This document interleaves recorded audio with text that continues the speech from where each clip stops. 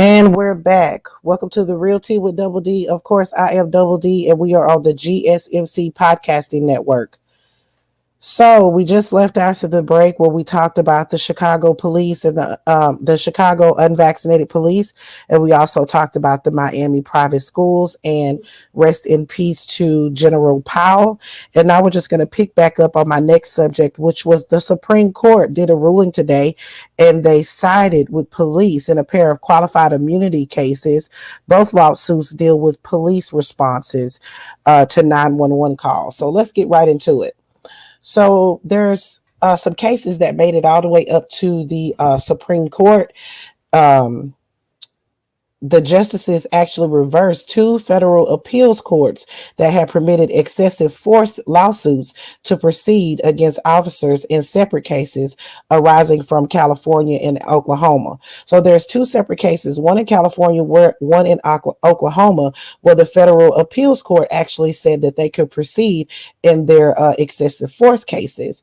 But the Supreme Court actually reversed that ruling today, and they said that the officers should be granted qualified immunity, which shield government officials from liability unless it's proven that they violated a clearly established right. And that's a very difficult hurdle. So in the California case, it involved a man wielding a chainsaw who had threatened his girlfriend and her two minor children, forcing them to barricade themselves inside a room. They called 911, and when the Union City police confronted the suspect, they noticed a knife in his pocket. So Officer Daniel Villegas put his knee on the suspect's back near the pocket where the knife was contained for about 8 straight seconds, and the other officer placed the suspect under arrest. Neither suspect died. The suspect did not die, but he sued for excessive force. A federal district judge ruled that the officer had used excessive force, and they ruled that that case could proceed. But the Supreme Court actually overturned that today. Um, so yeah. And then this other case in Oklahoma, officers responded to a 911 call from a woman who said her ex-husband was intoxicated and refused to leave the garage. When officers arrived, they approached the suspect inside the garage. He grabbed a hammer and lifted it over his overhead as if he was preparing to throw it or charge at the officers. When he refused to drop the hammer, two officers shot and killed him. The deceased estate filed a lawsuit against the officers, alleging that their use of deadly force violated the Fourth Amendment. The district court sided with the law enforcement, but a Denver-based federal appeals court overturned the ruling, finding that the officers had acted recklessly and created a deadly situation by cornering the suspect in the garage. So the Supreme Court actually reversed that ruling today as well, and said that the officer was entitled to immunity because the court had not pointed to a single precedent finding the Fourth Amendment violation under similar circumstances. So they actually overturned those rulings today. I think, and nobody dissented in that. So everybody actually sided with that. And I really, you know, in these cases, especially where the one where the guy died and he was cornered in the garage with a hammer. I mean, I don't understand why they are not using tasers. Was it not an option to use a taser? Because you can move out of the way for a hammer. Why wouldn't your option be to move out of the way? And in the other situation where he put his knee on the back of the subject to disarm him and then arrest him, I'm going to say it doesn't seem like excessive force to me, especially with the police policies, which we know the police policies allow for them to put their knees on people's back if they're arresting them. But once they're arrested, they're supposed to roll them over onto their side to a prone position, or sit them up. So they actually reversed those rulings today, and one of them actually cited no similar cases wherever um, uh, successful using the Fourth Amendment as a justification.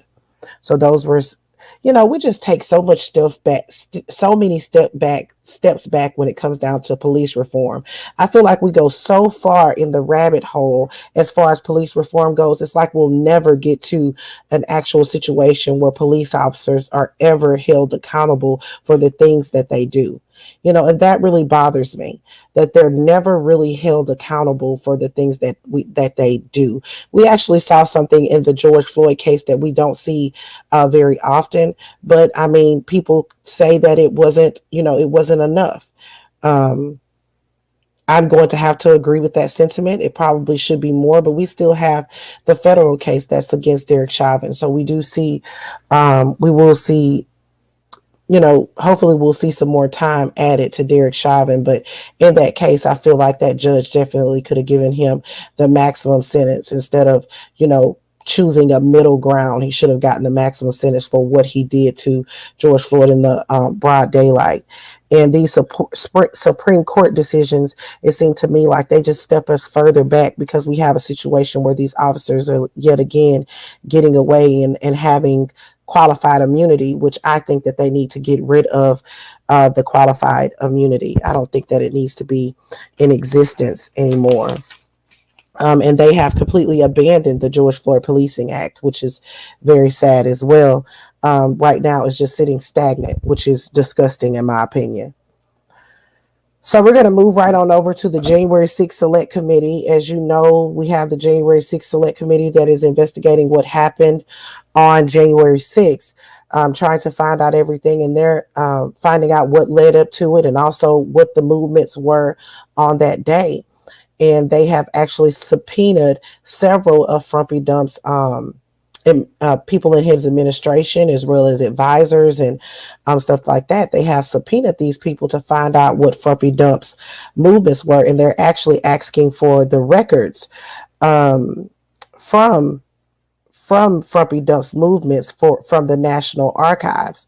So Steve Bannon is one of the ones that they are asking for records from him. They're actually asking for him to provide records as well as come and testify before the committee, and he has refused. He said that he will not testify before the committee, and he has yet to give them any type of of records that they are asking for. So basically, what they have done is they have filed a resolution to have him held in contempt. They actually drafted the resolution for it to be voted on tomorrow. And this resolution reads, recommending that the House of Representatives find Stephen K. Bannon in contempt of Congress for refusal to comply with the subpoena duly issued by the Select Committee to investigate the January 6th attack on United States Capitol. They are asking that they say that Mr. Bannon appears to have multiple roles relevant to this investigation, including his roles in constructing and participating in the Stop the Steal public relations effort that motivated the attack. His efforts to plan political and other activity in advance of the January 6th has participation in the events of the day from the War Room organized at the Willard Intercontinental, y'all, I can't even hardly talk, Intercontinental Washington, D.C. Hotel. Although he was a private citizen not employed by the White House at the time, he reportedly spoke with Mr.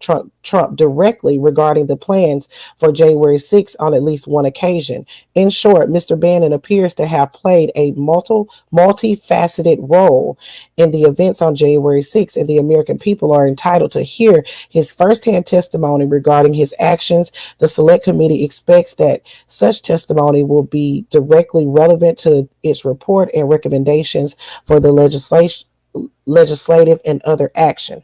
So they're asking for Steve Bannon to come and testify. He said that he's invoking executive privileges. He was not working at the White House at that time.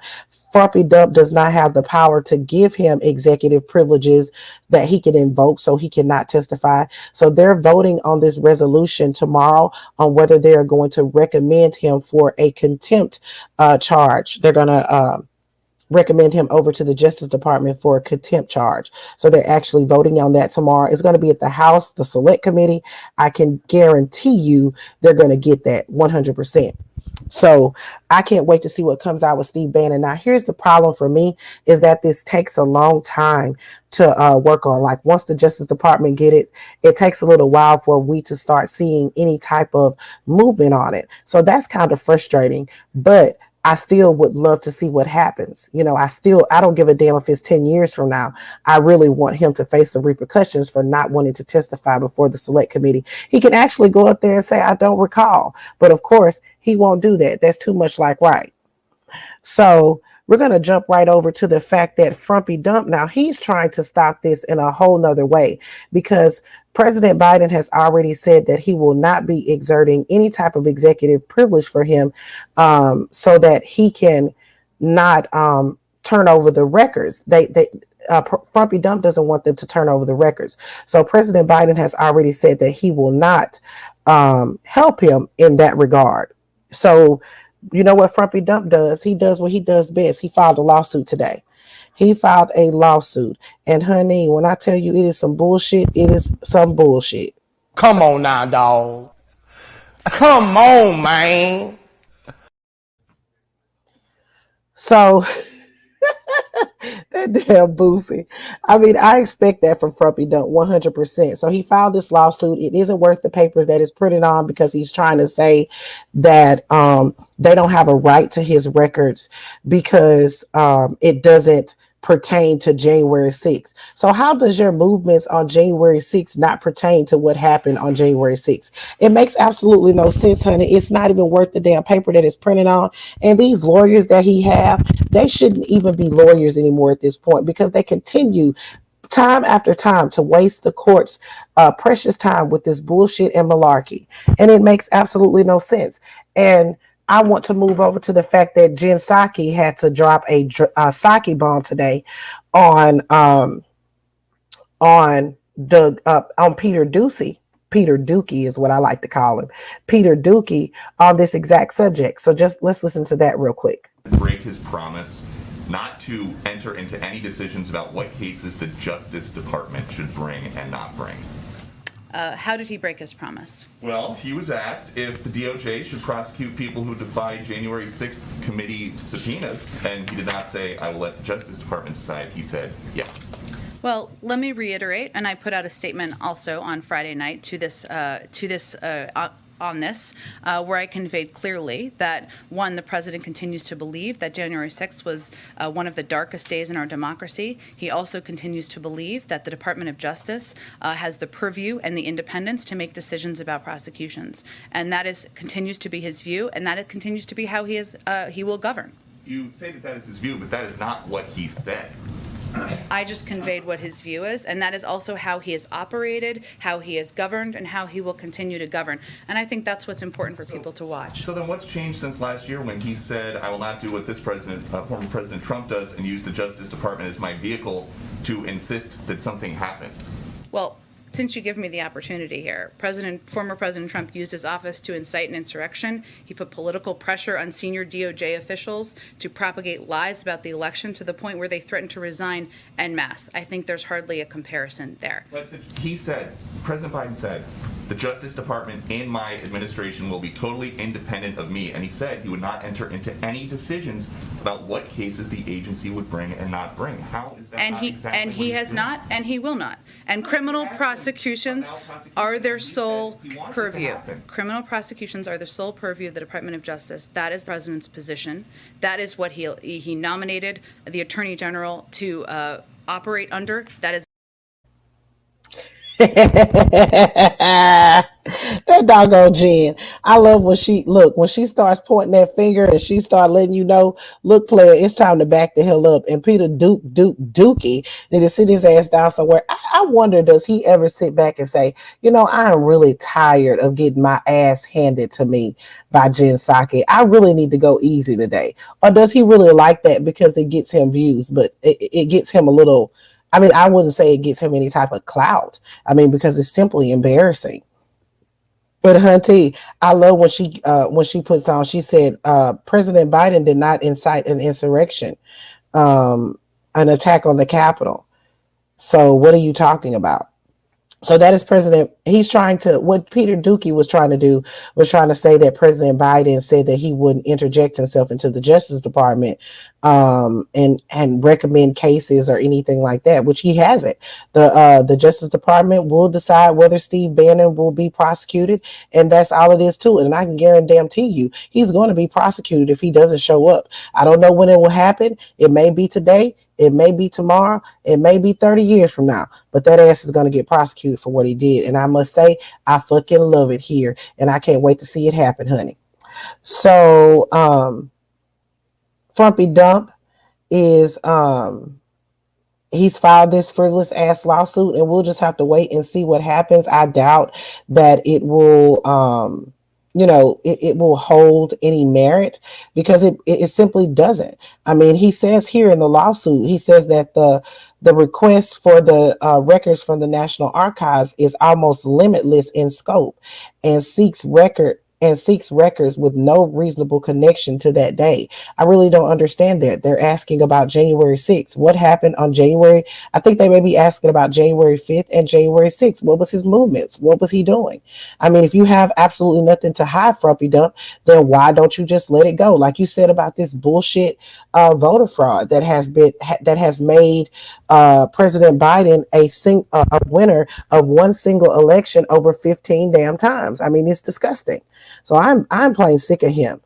And I mean, I hope that they go ahead and pass that on through, so they can go ahead and get them National Archives, so we can go ahead and get this thing on the road, because I am about sick of it, honey. So we're just going to end with the fact that Frumpy Dump, this is the last story of the night. Frumpy Dump, it was placed under deposition today. He actually tried to file, I think I told you this, guys, on the last episode. So if you haven't watched that, make sure you watch that last episode to learn more details about that. But Frumpy Dump had to actually give a deposition today. He did it at Trump Towers. It was recorded, and he was asked some questions by attorneys for this Mexican group that actually protested back in 2015 outside of Trump Towers. They said that they were roughed up, they were hurt or whatever by Frumpy Dump's team, his security, and all of that. So they actually filed a lawsuit. So Frumpy Dump had to be deposed for what happened on that day. And he was there for about 4 hours. So I can guarantee you every damn thing that was asked, he said, I don't know. And I want you guys to hear what this former advisor thinks that Frumpy Dump did. Donald Trump is getting deposed in today. How do you think it will go? And do you think it'll make it to a trial? You know, I suspect if Donald Trump answered questions the way we would expect him to answer questions, I thought the lawyer was very restrained in his response. What we know, because we have seen Donald Trump answer questions in other depositions that were ultimately released. He can't answer a question directly with a truthful, honest answer. He's evasive, he's combative, he's dismissive, he's insulting. We've seen him answer questions with, "You're harassing me with your question." Here's what I suspect will happen, Zerlina. The tape that was created today of this deposition is probably a horror show of Donald Trump bad behavior, and it will all but guarantee that the case will settle without going to trial. This case stems from a 2015 incident which was caught on tape in part, a protest outside of Trump Tower, where Keith Schiller, the head of Trump's security, assaulted a protester and confiscated the protester's property. So the core question about which Donald Trump was examined today is, does Donald Trump and the Trump Organization condone or authorize violence against rally goers or protesters? We've all seen Donald Trump at his rallies. The answer to that question is inarguably yes. So I can't imagine. So that's what he believes will happen. And I must say, I agree with those sentiments exactly. Frumpy Dump definitely didn't answer any of their questions. He was like, I don't know. He was combative, evasive, all of that. He didn't answer any of the questions, and they're ultimately going to settle this case, which is fine with me. If they settle it, that means less money for Frumpy Dump, and that always makes me happy because that means he has less money to file lawsuits and run amok and do the things that he loves to do. So I am not upset about that at all.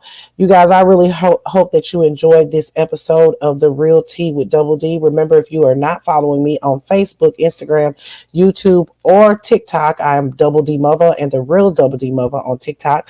Make sure that you do that so you can keep up with your day-to-day news with me. And thank you guys for listening to this podcast. Make sure you subscribe if you're not subscribed. And y'all have a great night. Thank you. Good night.